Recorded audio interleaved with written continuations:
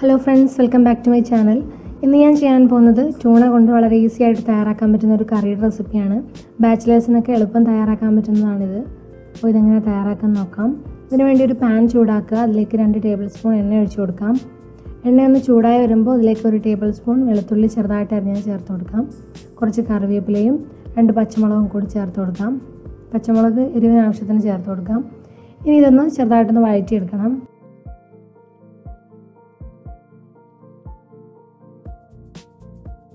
ഇനി ഇതിലേക്ക് ഒരു വലിയ സവാള ചെറുതായിട്ട് അരിഞ്ഞ് ചേർത്ത് കൊടുക്കാം. ആവശ്യത്തിനുള്ള ഉപ്പ് കൂടി ചേർത്ത് സവാള നന്നായിട്ട് വഴറ്റിയെടുക്കണം.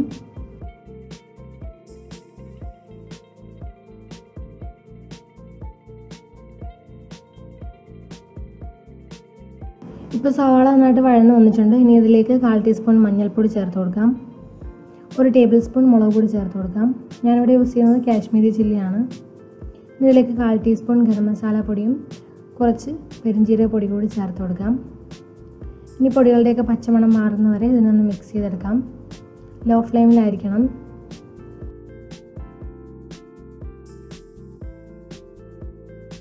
ഇപ്പോൾ പൊടികളുടെയൊക്കെ പച്ചമണം മാറി വന്നിട്ടുണ്ട്. ഇനി ഇതിലേക്ക് ഒരു വലിയ തക്കാളി ചെറുതായിട്ട് അരിഞ്ഞ് ചേർത്ത് കൊടുക്കാം.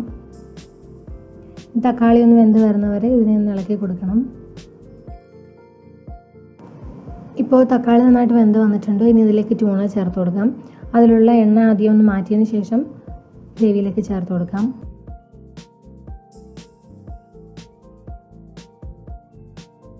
ഇത് നന്നായിട്ടൊന്ന് മിക്സ് ചെയ്ത് കൊടുക്കണം.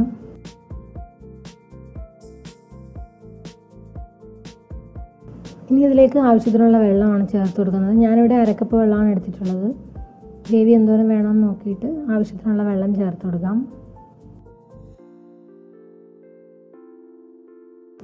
ഇനി ഇത് നമുക്കൊന്ന് അടച്ചു വെച്ച് വേവിച്ചെടുക്കാം. ഒരു 10 മിനിറ്റ് ലോ ഫ്ലെയിമിലിട്ടൊന്ന് വേവിച്ചെടുക്കണം.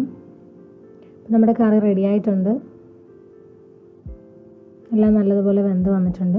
ഇനി ഇതിലേക്ക് കുറച്ച് മല്ലിയില കൂടി ചേർത്ത് കറി നമുക്ക് സെർവ് ചെയ്യാം. ഈ റെസിപ്പി ഇഷ്ടമായെന്ന് വിചാരിക്കുന്നു. ഇഷ്ടമായ ലൈക്ക് ചെയ്യാനും കമൻറ്റ് ചെയ്യാനും ഷെയർ ചെയ്യാനും മറക്കരുത്. ചാനൽ ആദ്യമായിട്ടാണ് കാണുന്നതെങ്കിൽ സബ്സ്ക്രൈബ് ചെയ്യാനും മറക്കരുത്. പുതിയ റെസിപ്പിയുമായിട്ട് വീണ്ടും കാണാം. Thank you for watching. By.